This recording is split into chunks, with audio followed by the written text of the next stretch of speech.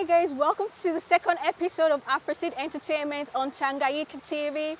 We're here with Mr. Akwasi, the buzzing comedian. He's like the funniest guy you've ever met. He came all the way from Melbourne to Sydney and gave a popping show. Akwasi, how are you doing today? I'm doing well, very well. Thank you very much. Thanks for having me. Are you enjoying your time in Sydney? Sydney's been amazing. Like, you guys here have been fantastic. So thank you very much for the love and hospitality that you guys have shown. So people have welcomed you, Yes. taken you around. What Yes. have you seen? Oh my goodness. So I've been in the city, so I've kind of stayed quite central, which Yeah. is great. I've been staying around Chinatown. That's where my hotel was. Okay. And look, a few friends have taken me to some bars and places within the city. Don't ask me for the names, I can't remember, but look, it's been great so far. So did you go to the beach? No, I didn't. I didn't get a chance to go to the beach. Okay. Hopefully this afternoon you get a chance to go around. Maybe. What got you into comedy in the first place?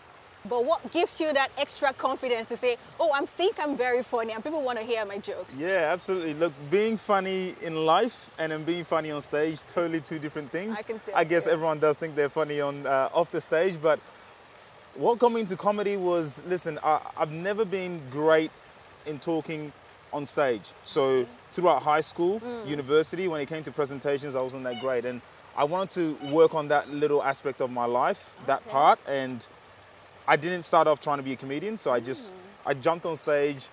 I've always loved comedy. And I thought I'll jump on stage to try to build that confidence. And the first time that I did it, it did not go well at all. Okay. And I tried the second time, also not that great, but then slowly I started to improve. Now the aim was not to be a comedian, it was just to build confidence. And then later on, I realized, oh my goodness, this is going all right. Let me keep going. And so yeah, here I am. You are actually funny. We were out there on Friday night. Yep. It was powerful. The whole crowd were laughing. And for someone who has just, like, how long have you been in the game now? About taking it seriously for about 4 to 5 years. So Oh, wow. it's been great. It's been an amazing journey. As an African Australian or as an African person, and usually when you want to go into the arts like comedy or music, most of our parents tend to limit us and say, oh, why don't you be a doctor or an engineer? So how did you navigate that with your family and your dad especially? Yeah, I totally understand that, and that is true. I've always had a fairly decent relationship with my parents. That's and beautiful. look, I've got a degree in sports management and human resources as well, but it's not a doctor, it's not an engineer, it's not a pilot, it's not a president. So I totally understand your question right now, but I have been in the, I guess, corporate environment for quite some time, and it took me a while to realize that that was not for me.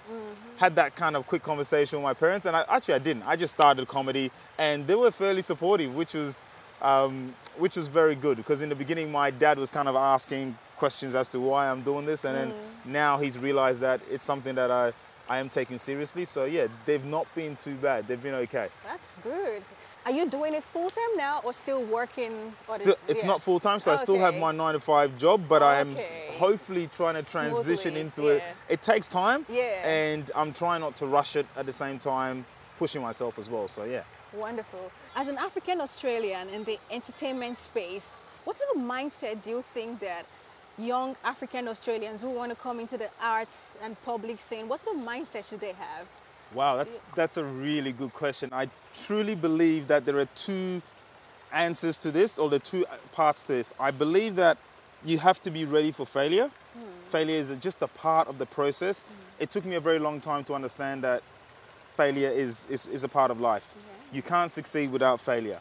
It goes hand in hand, yin and yang, black and white, however you want to look at it. So as long as you're mentally prepared to understand that I'm going to succeed here, but there's going to be failure. So success is not a linear, it's not linear. Basically, it goes like that, right? So you're gonna have bad bits and you're gonna have good bits as well, but just understand that you are gonna move forward. So that's the first thing you gotta get in your head. Prepare for failure. It's not the end of the world, just move forward.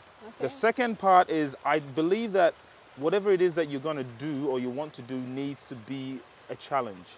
It can't be something that comes easy. If something comes easy for you, it tends to not be, you don't appreciate it as much.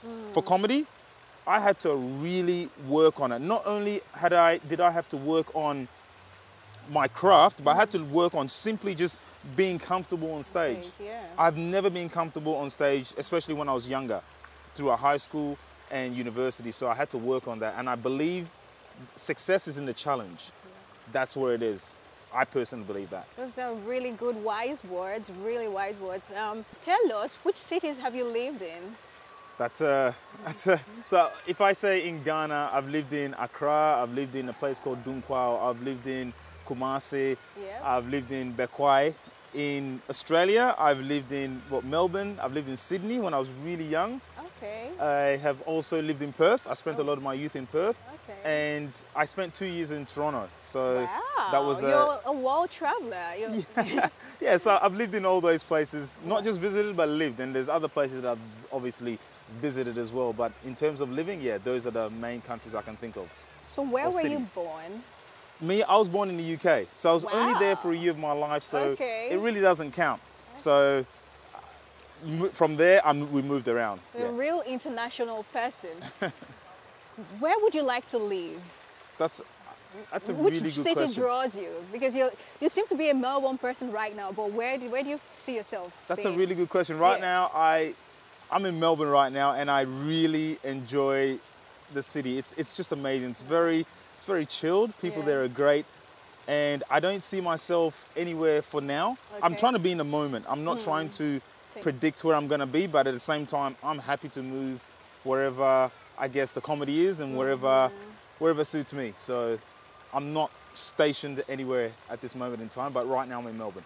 When you're a comedian, do lots of women send you a DMs and say, hey, I like a guy that can make me laugh? Like, do you get a lot and do you get confused? And yeah, tell us, what's your dating life like? And are you single? Look, I'm not a musician. Musicians are the ones that get, a lot of DMs. They get a lot of love. I'm a comedian. Look, I do get a message here and there, but it's not. I don't think women are as forward as men would be. So if I do get a DM, it's hey, I enjoyed your show. It was great, and little things like that. I think there's just appreciation. I don't think many people are really trying to. I'm sure they'll start getting it now. Because you're like, oh, I thought there'll be thousands. I could be the only one. Maybe I have a chance. Look, I do get messages, but I don't think it's like I said, women aren't that forward when it comes to these kind of things. But yeah, I am a single man, yes, and that was your question. That was the second part of your question. Yes, I'm a single man. Okay. Thank you very much for your time. It's been lovely to get to know you. And I'm sure the whole of Africans in Australia will be waiting for your next show. We're waiting and we can't wait to buy tickets and watch you make us laugh again. Thank you very much. I really appreciate you having me on your show. It's been great. Look, in Sydney, the Africans in here have been fantastic and very warming towards me as well. And everyone else has been very, very kind. So I really appreciate your time and thank you for taking the time to at least get my name out there as well. And I really appreciate that.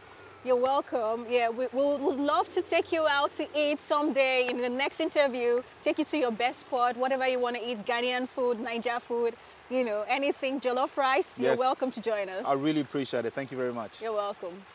Bye. Bye. Sorry, stop. Who's talking? You're talking. Oh, okay. So the question was about, do I get DMs? Yeah, you get multiple DMs, especially after last night. Okay, hold on. Let me get the smile off my face first. Whole of Africans in Australia are waiting for your next show. We will be in there. Stop. Oh, Jesus. Tell her before you I waste move. my energy. Are you ready? Look, okay,